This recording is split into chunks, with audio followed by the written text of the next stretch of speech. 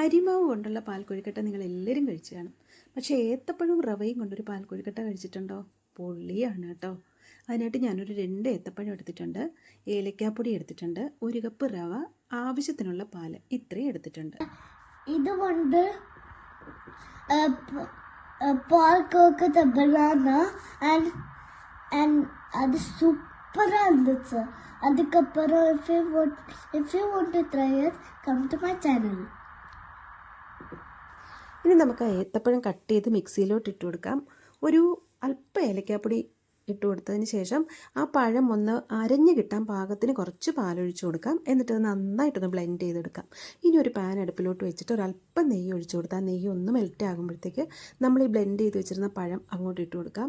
അതൊന്ന് സോട്ട് ചെയ്ത് ഒരു 2-3 മിനിറ്റ് ഒന്ന് ഇളക്കി വരുമ്പോഴത്തേക്ക് ഒരല്പം കട്ടിയാകാൻ തുടങ്ങും.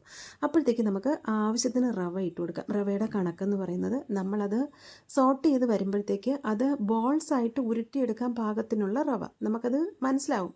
അത് നമ്മൾ ഇളക്കുമ്പോൾ തന്നെ നമുക്ക് മനസ്സിലാവും എത്രയും റവ ഈ പഴത്തിന് ഇട്ട് കൊടുക്കണം എന്നുള്ളത്. അങ്ങനെ ഇതുപോലെ ഫോൾഡ് ചെയ്യാൻ പരുവത്തിന് ഒന്ന് ഇളക്കിയെടുത്തതിന് ശേഷം അതൊന്ന് തണുത്തതിന് ശേഷം ഇതുപോലെ ബോൾസ് ആയിട്ട് ഉരുട്ടിയെടുക്കുക.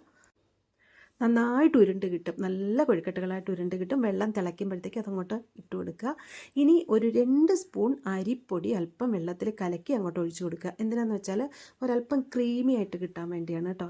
നല്ല ഒരു ടെക്സ്ചറിൽ കിട്ടും അങ്ങനെ ഒഴിച്ചു കൊടുക്കുമ്പോൾ. ആവശ്യത്തിന് പാൽ അങ്ങോട്ട് ഒഴിച്ചു കൊടുക്കുക. ഒരു 2 മിനിറ്റ് ഒന്ന് തിളച്ചതിന് ശേഷം നമ്മുടെ മധുരത്തിന് പാകത്തിനുള്ള ശർക്കര പൊടി ഇട്ട് കൊടുക്കുക.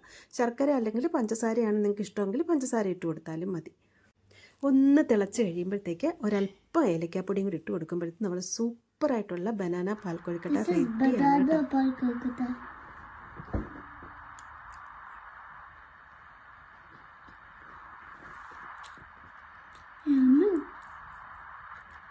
Come on to try it. Comment in my channel.